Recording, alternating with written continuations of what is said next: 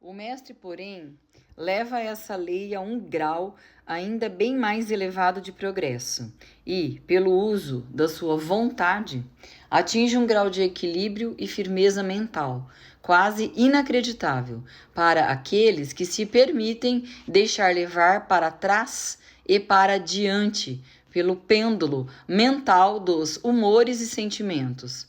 A importância disso pode ser constatada por qualquer pessoa de natureza reflexiva, que compreenda como a maioria dos seus semelhantes constitui um conjunto de criaturas dotadas de humores, sentimentos e emoções, e quão insignificante é o domínio que elas têm sobre si mesmas. Se quiserdes parar para fazer uma breve reflexão, vereis quantas oscilações de ritmo afetaram vossa vida, como um período de entusiasmo foi invariavelmente seguido por sentimentos e estados de depressão. Do mesmo modo, vossas condições e períodos de coragem foram seguidos por iguais sensações de medo. E assim as coisas sempre se passaram com a maioria das pessoas, altos e baixos, sucedendo-se uns aos outros sem que elas jamais suspeitassem do motivo ou da razão desses fenômenos mentais. A compreensão das operações desse princípio dará às pessoas a chave do domínio dessas oscilações rítmicas dos sentimentos, permitindo-lhes conhecer-se melhor e evitar ser arrastadas por esses fluxos e refluxos. A vontade é superior à manifestação consciente desse princípio, embora o princípio em si nunca possa ser destruído. Podemos escapar dos seus efeitos, mas, ainda assim, o princípio estará em operação. O pêndulo sempre oscila, embora possamos impedir que ele nos arraste consigo. Há outros tipos de operação desse princípio do ritmo, sobre os quais gostaríamos de falar agora. De suas operações faz parte aquilo que se conhece como a lei da compensação.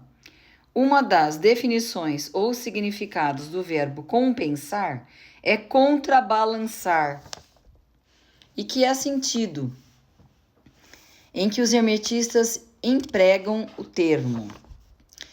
É a essa lei da compensação que o Kybalion se refere quando diz: a medida da oscilação para a direita é a medida da oscilação para a esquerda. O ritmo compensa.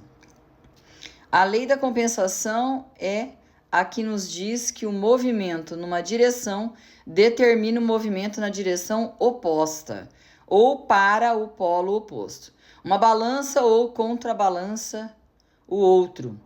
No plano físico, vemos muitos exemplos desta lei. O pêndulo do relógio percorre uma certa distância à direita e depois uma distância igual à esquerda. As estações se contrabalançam umas às outras da mesma forma. As marés seguem a mesma lei. E a mesma lei manifesta-se em todos os fenômenos do ritmo.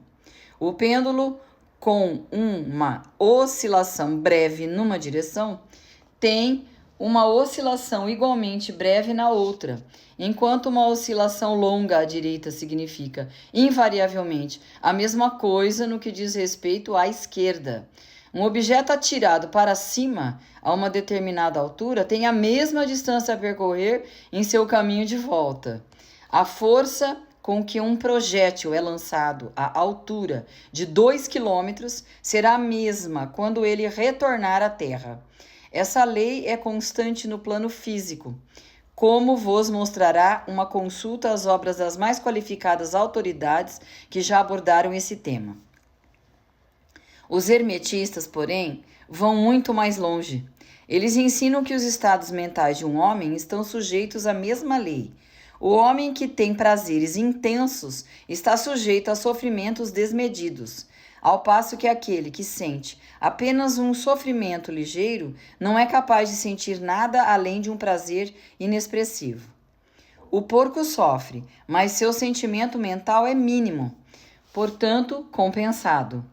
E por outro lado, há outros animais sobre os quais podemos dizer que são profundamente felizes, mas cujo sistema nervoso e temperamento levam-nos a passar por grandes sofrimentos.